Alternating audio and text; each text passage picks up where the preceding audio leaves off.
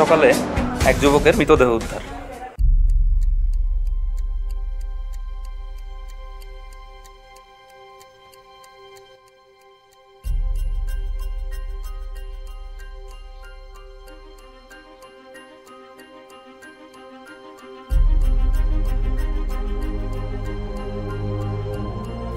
আপনাদের এলাকায় আইন শৃঙ্খলার এমন বেহাল দশা কেন?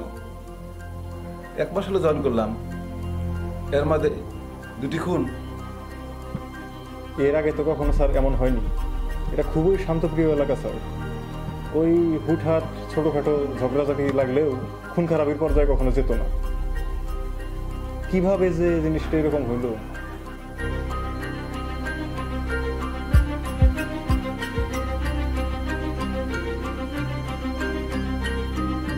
নিহতদের সম্পর্কে কিছু বলুন তো। 15 দিন আগে যার লাশ উদ্ধার হয়েছে সে হচ্ছে কাব্যি, আর আজকে যার লাশ উদ্ধার হলো সে হলো শান্ত। তারা দুজন একে অপরের বন্ধু। তাদের বাইরেও একজন বন্ধু আছে, সে হচ্ছে জাহিদ। সে এখন এসআই ট্রেনিংয়ে গেছে। ট্রেনিং শেষ?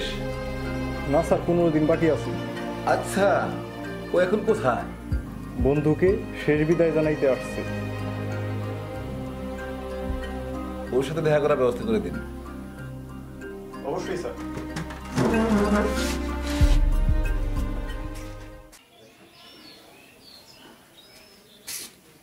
বসেন।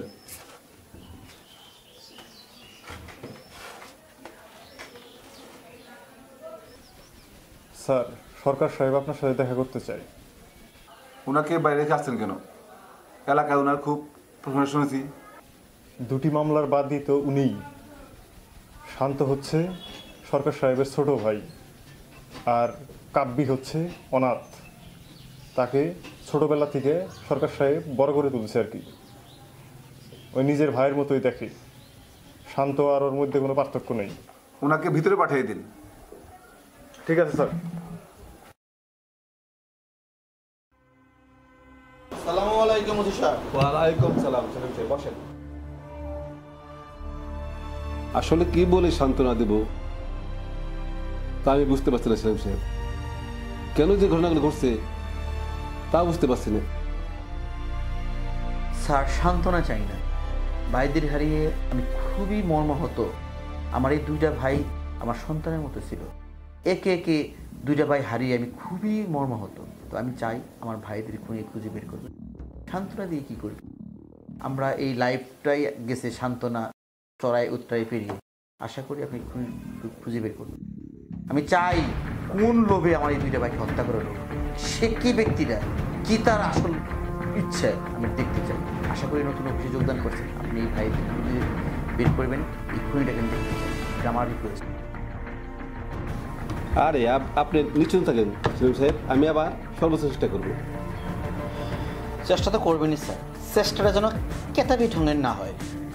আশা করি অন্য যে থানায় ছিলেন সেখানে কীভাবে চেষ্টা করছেন, ইনভেস্টিগেশন করছেন সেটা আমি জানি না, কিন্তু আমি চাই সুন্দরভাবে সুশৃঙ্খলভাবে আমার এই ভাইয়ের হত্যাকারীর বিচার চাই।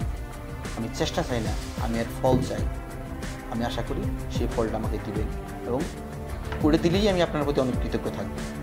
আশা করি সেটা করবেন। কেতাবি ভাষায় হবে না, এটা আসলে হবে আইনি ভাষায়। আইন অনুযায়ী আমি কাজটা করবো। ধন্যবাদ সেলিম সাহেব।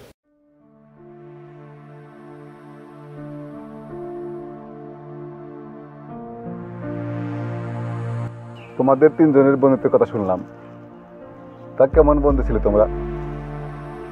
বন্ধু না ঠিক, we are brother from different mother. 1 মাসের ব্যবধান ওদের হারালাম।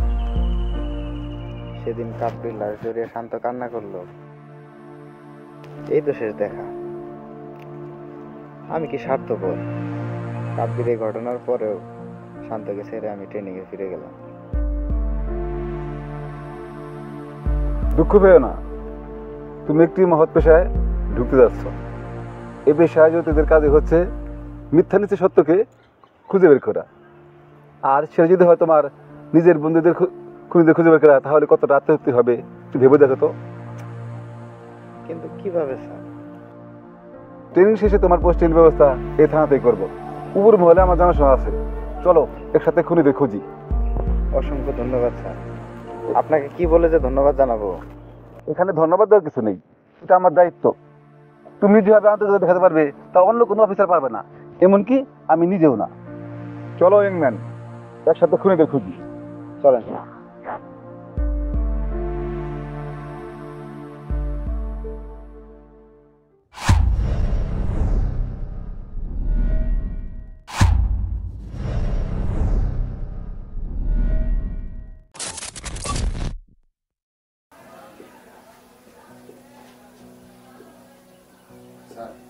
ওয়েলকাম ইংম্যান, বসো।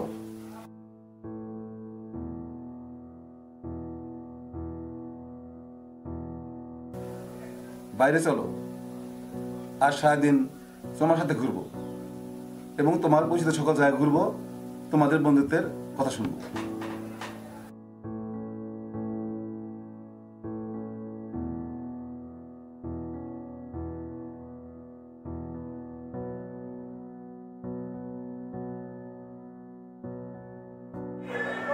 এই যে রাস্তাটা দেখছেন স্যার, এখানে আমরা প্রায় মোটরসাইকেল দিয়ে ঘুরে বেড়াতাম। কাব্বিরে, কার পেছনে বসছি আজকে না জানি কই নিয়ে ফালায়। এত কাঁচা চালক ভাবিস না। কাঁচা চালাকটা ঠিক আছে, তবে তবে কি, ভুলে গেছি সে একবার যাক মেয়ারে দেখা কই নিয়ে। তুই কি থামবি নাকি দেখি সত্যি সত্যি ফালাই দিবি? দে ফালাই, দে দে দে ফালাই। পারাস নেই।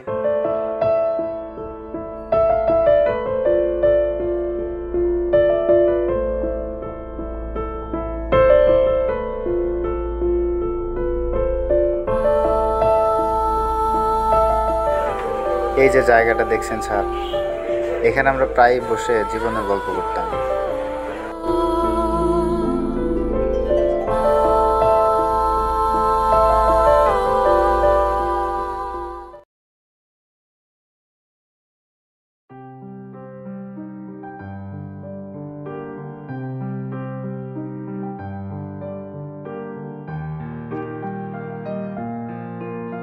জাহিদ, বল।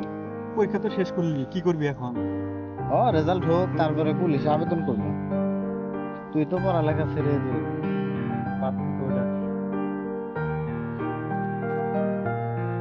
বাদ তো দিব, তোর তো কোনো সমস্যা নাই।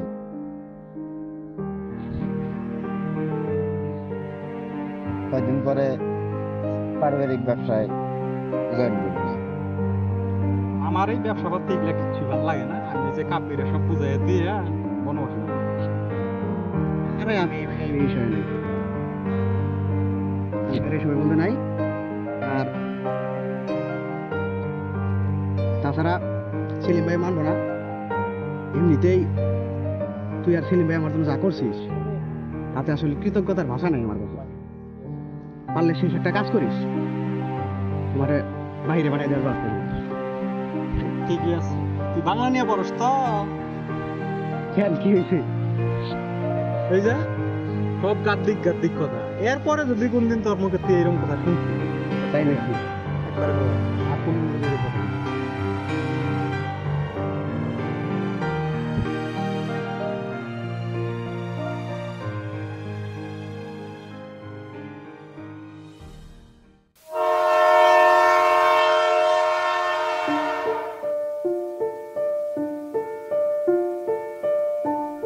তাহলে সবকিছু মিলিত তো তোমাদের দিন ভালোই কাটছিল, কারোর সাথে কোনো শত্রুতা?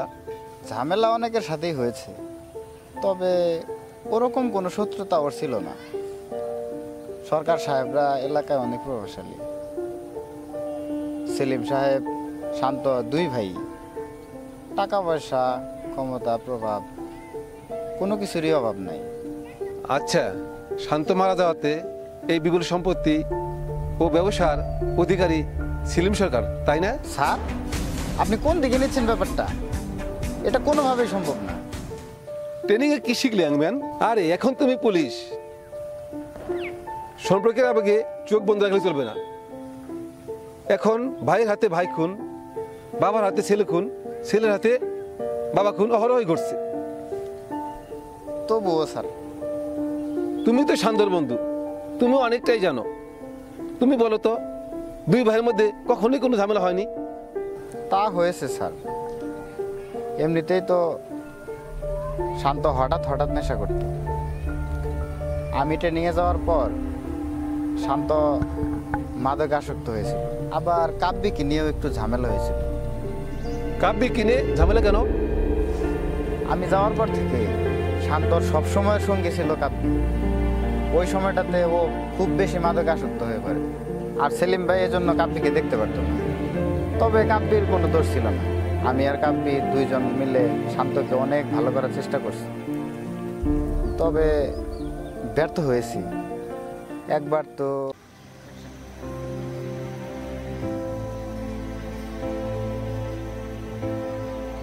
হ্যালো কাব্বি, কই তুই? হ্যাঁ এক্ষুনি আয়। হ্যাঁ হ্যাঁ বাসায় বাসায় আছে, তুই এক্ষুনি আয়। আচ্ছা আচ্ছা ঠিক আছে, এখনই আয়। আসতে বলছিলাম ভাই। হ্যাঁ আসতে বলছিলাম। তোকে আমার বাসায় আশ্রয় দিয়ে কেমন ফোন করছি। ভাই কি হয়েছে? কি করছি আমি? কী করছিস তুমি জানো না? শান্তকে নেশায় আসক্ত করে তোমার উদ্দেশ্য কি? আমি মনে করি কিছু বুঝি না। ওকে নেশায় আসক্ত করে নেশায় ডুবে রেখে ওর জীবনটা শেষ করে সম্পত্তির পাক বসাতে চাও? আশ্রয় দিয়েছেন, এই ঋণ আমি কখনো শোধ করতে পারবো না। শান্ত আমার বন্ধু, শান্ত আমার ভাই। ওরে ধরে আপনি এই কথা বলতে পারলে, আপনি যদি আজকে বড় না হতেন। কি করবি তুই? কি করবি? কি করবি? শান্ত কি করবি? হ্যাঁ তুই কি করবি? হ্যাঁ কি করবি?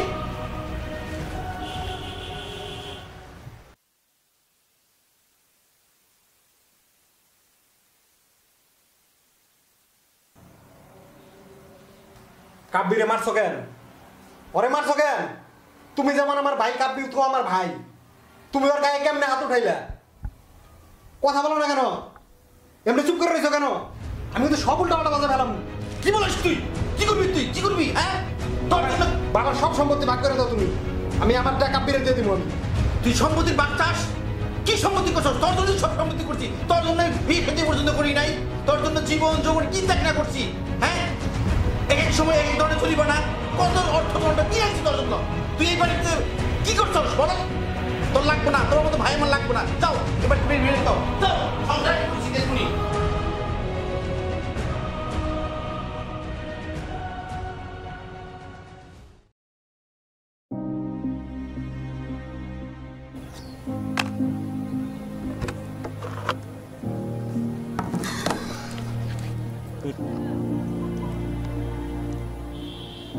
দে দে দে দে। ভাইয়ের সাথে ঝগড়া করেছি, কষ্ট পাইস না রে। সেলিম আমার যেরকম ভাই, তুইও আমার সেরকম ভাই। ও তোর সাথে এরকম খারাপ ব্যবহার করবো, আমি এটা মাইনে নিতে পারবো না। কষ্ট পাইছি ওটা কোনো ব্যাপার না, ওটা আস্তে আস্তে 2 দিন পরে ঠিক হয়ে যেত। কিন্তু তুই ভাইয়ের সাথে এই কাজটা মোটেই ঠিক করস না। তোর সাথে এরকম করছে আমার মাথা ঠিক আছে।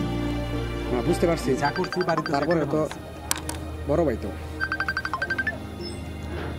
জাহিদ ফোন দিছে রে, তুই কথা কর, আমি কথা কর। আচ্ছা আচ্ছা দে আমার কাছে কথা।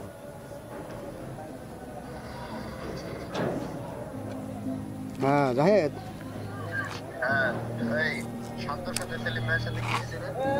আরে তেমন কিছু হয় নাই, কিছু হয় নাই।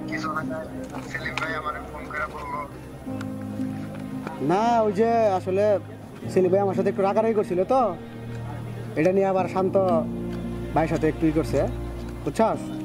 তেমন কিছু হয়নি।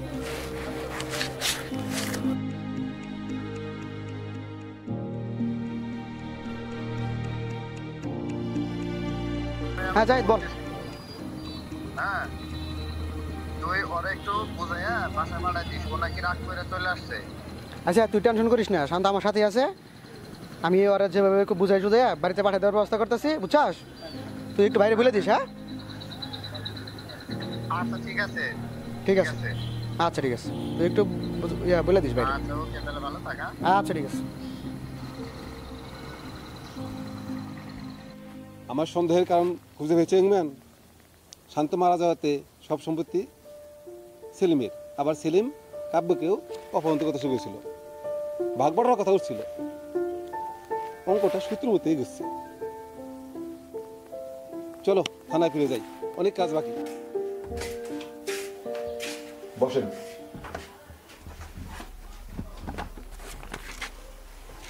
স্যার কল হিস্টোরি বিশ্লেষণ করে তেমন কিছু পাওয়া যায় নাই, তবে খুনের কিছুদিন আগে থেকে একটা নাম্বারে নিয়মিত ওই তাদের মধ্যে কথা বলা হতো, কিন্তু ওই নাম্বারের রেজিস্ট্রেশনটা ভুয়া নামে আর কি, ভুয়া নামের রেজিস্ট্রেশন ছিল। ওই নম্বর কে ব্যবহার করতে পারে? প্রযুক্তি ব্যবহারের মাধ্যমে ওই সিমটি যে ফোনে ব্যবহার করা হয়েছিল ওই ফোনের কোড নাম্বারটি আমরা শনাক্ত করতে সমর্থন হয়েছি, তবে ওই ফোনটি বন্ধ আছে। আমরা কি একটি কাজ করতে পারি? কি কাজ? স্যার, আমরা তো ওই ফোনের ডিটেলস বের করতে পারছি। তাহলে ওই ফোন কোম্পানি থেকে ইনফরমেশন নিয়ে ফোনটি কোন কোম্পানি বা দোকানে ছিল, সেখানে কে কিনেছে সেটা শনাক্ত করতে পারি। তবে স্যার একটু কঠিন হবে, কিন্তু ব্যাপার না। তাহলে কাজ শুরু করো। ইয়াং ম্যান, শান্তর ফোনটা খুঁজে বের করতে জোর দাও। ফোনটা খুঁজে পেলে অনেক জট খুলে যেতে পারে। আমার লোক কাজ করছে স্যার, তবুও আমি নিজে উপস্থিত থেকে বিষয়টা দেখছি। দীপ্ত সাহেব, সরকার সাহেবকে দেখা করার জন্য সালাম দিন। Okay sir.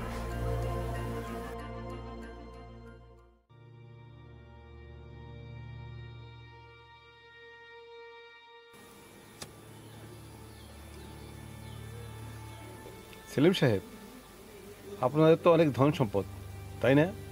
ওসি সাহেব, পারিবারিক ব্যবসা আল্লাহর মধ্যে ভালোই চলি, এই তো আছি। হঠাৎ এই কথা বললেন?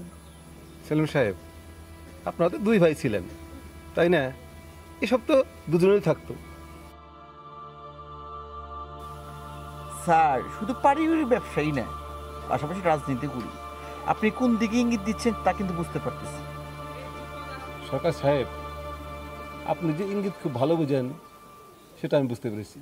এই যে শান্তর ভাগবটারের ইঙ্গিতটা আপনি খুব ভালোই বুঝতে পেরেছিলেন। রাগের মাথায় এইরকম টুকটাক কিছু হই, ভুলে যাবেন না ও আমার মায়ের পেটের ভাই। সরকার সাহেব, কাব্যি তো আর মায়ের পেটের ভাই ছিল না, তার থেকে কম ছিল না। ওর উপরে ক্ষুব্ধ ছিলাম আমি, কিন্তু শান্তর মতো একইভাবে ওকে লালন পালন করছি। অতএব ওর প্রতি ভালোবাসা, আন্তরিকতা কোনোটাই কম ছিল না। সরকার সাহেব, স্বাভাবিক অস্বাভাবিক বের করার দায়িত্বটা আমরাই পালন করি, শুধু আপনি আমাদের একটু সাহায্য করবেন। আপনি সঠিক থেকে থাকেন, তদন্ত করেন, আশা করি ভালো একটা তথ্য আমি পাবো আপনার কাছে, এটা আমি আশা করি। আপনি মনে করেন না আমরা এইভাবে ছেড়ে দেব, আশা করি আসবেন। আসি।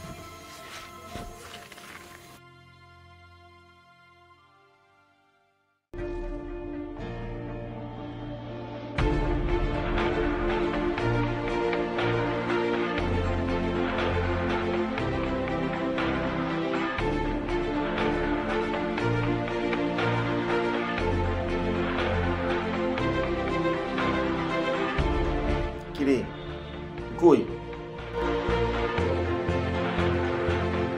সমস্যা নাকি? হ্যাঁ স্যার, না স্যার কোনো সমস্যা নাই। এবার প্রথমে পুলিশ আমাকে সন্দেহ করলো, দেখতে বিষয়টা। হ্যাঁ না স্যার, এই বিষয়ে কোনো সমস্যা নেই স্যার, ওকে আছে সব। হ্যাঁ। আচ্ছা আচ্ছা, ঠিক আছে। ওকে স্যার, সব ঠিক আছে।